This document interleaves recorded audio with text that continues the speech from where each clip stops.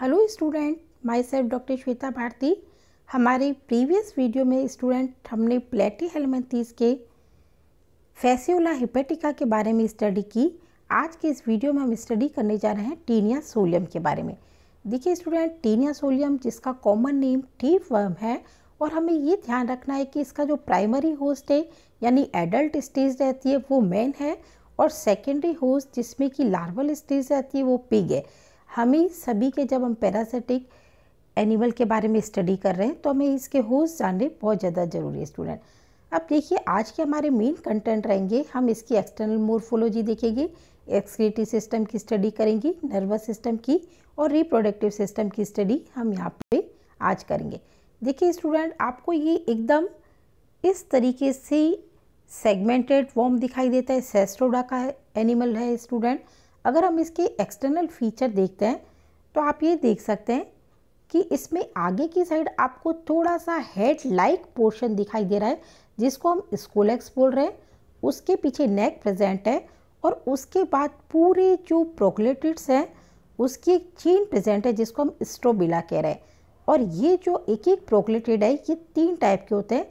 सबसे आगे की साइड इमैच्योर जिसमें कि मेल फीमेल रिप्रोडक्टिव सिस्टम नहीं पाई जाती, मैच्योर जिसमें कि मेल और फीमेल रिप्रोडक्टिव सिस्टम होते हैं, और पीछे के ग्रेविड सेगमेंट कहलाते हैं जिसके यूट्रस में एग्स फिलअप रहते हैं। देखिए स्टूडेंट, अगर हम इसका टिप देखिए तो एक कॉनिकली हमें दिखाई देगा। इसको हम जैसे ये हेड लाइक स्ट्रक्चर अगर हम स्कोलेक्स बोल रहे हैं, ऊपर की साइड यहाँ पे रोस्टेलम प्रेजेंट है स्टूडेंट, जिसके ऊपर देखिए आपको ये रोस्टेलर रीजन जो दिखाई दे रहा है, यहाँ पे हुक्स दिखाई दे रहे हैं। इन हुक्स का क्या फंक्शन है स्टूडेंट? देखिए, जब ये एनिमल की इंटेस्टाइन में रहेंगे तो इंटेस्टाइन में इनको एडेशन के लिए, क्लिंग करने के लिए इस तरह की ऑर्गन की स्ट्रक्चर की ज़रूरत होती है स्टूडेंट। ये हुक वही काम करते हैं, और ये सकर्स भी प्रेजेंट है जो अपने को यहाँ पे सकर्स दिखाई दे रहे हैं स्टूडेंट। अब अगर हम पीछे की साइड देखें तो जैसे कि पीछे जो सारे प्रोग्लेटिड वाले रीजन है वो एक चेन की तरह से दिखाई दे रहे हैं जिसको हम स्ट्रोबिला बोल रहे हैं। और सबसे ओल्डेस्ट सबसे पीछे की साइड रहेगा और सबसे यंगेस्ट नेक के आगे की साइड रहेगा। नेक रीजन को प्रोलिफेरेशन एरिया कहते हैं जहाँ पे नए सेगमेंट्स बनते रहते हैं। अब देखिए, ये तीनों टाइप के दिखाए गए, इमैच्योर, मैच्योर। देखिए इमैच्योर है यानी कि यहाँ पे male and female reproductive system नहीं बने स्टूडेंट। मैच्योर है जिसमें रिप्रोडक्टिव सिस्टम बन गए। और लास्ट में जो हम ग्रेविड की बात करते हैं तो यहाँ पे यूट्रस में एग्स फिलअप रहते हैं। ये टेपवर्म दिखाया गया स्टूडेंट। देखिए ग्रेविड दिखाई दे रहा है जिसमें ब्रांच यूट्रस रहता है। और मैच्योर में यहाँ पे आपको साइड में इस तरीके से मेल फीमेल रिप्रोडक्टिव ऑर्गन, यहाँ पे इस टेस्टिस ओवरी प्रेजेंट रहते हैं। और इमैच्योर आपको एक तरीके से आपको स्लाइड में डिफरेंट ऑर्गन देखने को मिलते हैं। अगर हम बात करते हैं एक्सक्रीटरी और ऑस्मो रेगुलेटरी सिस्टम की, तो एक्सक्रीटरी कैनाल प्रेजेंट है स्टूडेंट। ये आपको ध्यान रखना है कि किस तरीके से dorsal vessels, dorsal excretory canal present है, वेंट्रल कैनाल प्रेजेंट है। और अगर हम बीच में बात करें तो इनको कनेक्ट करने वाली ट्रांसफर कमीशर के फॉर्म में भी यहाँ पे कैनाल प्रेजेंट है स्टूडेंट, ट्रांसवर्स कैनाल्स प्रेजेंट रहेंगी। और अगर हम ये देखें आगे की साइड नेफ्रीडियल प्लक्सस प्रेजेंट होगा, यानी कि थोड़ा सा जो एक्सक्रीटरी कैनाल है वो आपको एक फॉर्म, नेटवर्क के फॉर्म में दिखाई देगी। और 2 वेंट्रल कैनाल को जो कनेक्ट कर रही हैं वो ट्रांसवर्स कैनाल कनेक्ट कर रही है। और लास्ट में सिंगल, देखिए सिंगल कॉर्डल वेसिकल प्रेजेंट है। लेकिन जब लास्ट वाला सेगमेंट अगर डिटैच्ड हो जाता है स्टूडेंट तो इसके बाद 2 एक्सक्रीटरी ओपनिंग बन जाती हैं। एपोलाइसिस की प्रक्रिया द्वारा अगर लास्ट सेगमेंट हटता है तो 2 यहाँ पे ओपनिंग एक्सक्रीटरी ऑर्गन की प्रेजेंट हो जाती है। और इसका जो कनेक्शन है फ्लेम सेल से, फ्लेम सेल की स्ट्रक्चर ऐसी ही रहेगी जैसे हमने फैसियोला में स्टडी की है। ये इस तरह के सीलिया दिखाई देंगी जो फ्लिकरिंग करती हुई होती हैं। तो इसकी फ्लेम सेल की structure as such Fasciola type की ही रहेंगी।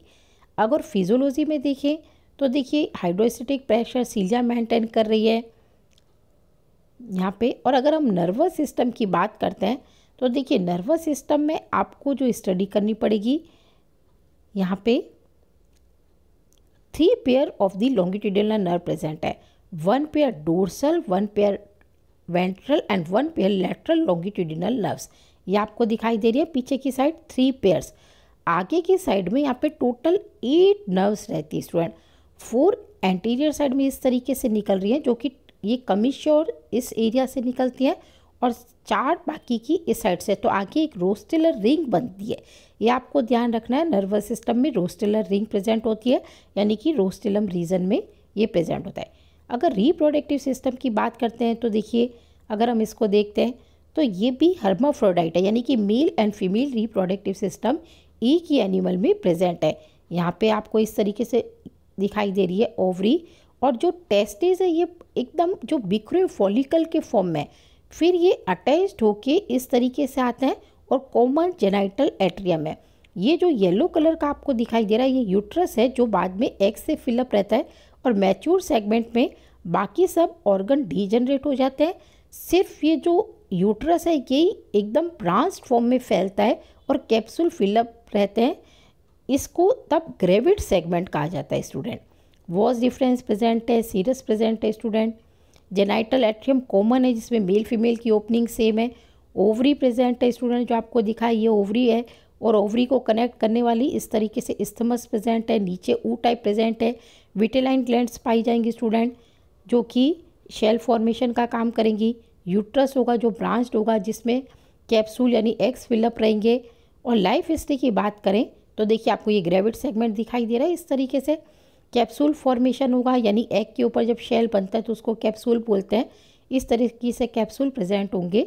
और अगर हम फिर बात करें तो इसमें जो लार्वा बन रहा है हेक्साकैन, यानी 6 हुक लाइक स्ट्रक्चर प्रेजेंट है। इसको हम सिस्टीसर्कस लार्वा भी बोल रहे हैं। यहाँ पे देखिए हेक्साकैन प्रेजेंट है। अब जो फिर इन्फेक्शन रहेगा टू दी सेकेंडरी होस्ट, यानी पिग अगर इस तरीके कैप्सूल को एनगल्फ करता है तो इन्फेक्शन उसमें पहुंच जाएगा, और उसके बाद माइग्रेशन होगा सेकेंडरी होस्ट में, तो सिस्टीसर्कस या ब्लैडर वर्म लार्वा बनेगा, जो आपको ध्यान रखना है स्टूडेंट। अब देखिए, पूरी लाइफ साइकिल अगर हम देखते हैं तो किस तरीके से आपको पहले ये सेगमेंट दिखाए गए। यहाँ पे अलग से जो ग्रेविड सेगमेंट है, फिर उसके अंदर से कैप्सूल निकलते हैं, और इस कैप्सूल वाली स्ट्रक्चर को अगर पिग एनगल्फ करता है तो यहाँ पे ये पिग इसको जब इंटेस्टाइन के अंदर ले लेता है तो कैप्सूल का जो बाहर का हार्ड कवर होता है वो तो डिस्कार्डेड हो जाता है। उसके बाद ये होस्ट टिश्यू से न्यूट्रिशन ऑब्टेन करके सिस्टीसर्कस या ब्लैडर वर्म लार्वा बनाता है। यानी इसकी लाइफ साइकिल में कौन कौन सा रहेगा या स्टूडेंट देखिए, प्राइमरी होस्ट कौन सा रहता है, मैन, और सेकेंडरी होस्ट जो हमारे पास रहेगा वो पिग रहेगा। देख सकते हैं आप किस तरीके से इन्फेक्शन पहुंचता है। और पिग की ऐसी अगर फ्लैश मीट जिसमें कि लार्वा का इन्फेक्शन हो तो उसको हम मिजली पॉर्क कहते हैं। और अगर इस तरह की जो फ्लैश है उसको अगर ह्यूमन एनगल्फ कर ले तो ये इन्फेक्शन उसके अंदर पहुंच जाता है, और ये काफ़ी लंबे समय तक परसिस्ट रहता है। होपफुली स्टूडेंट आपको वीडियो पसंद आया होगा। चैनल को लाइक कीजिए, सब्सक्राइब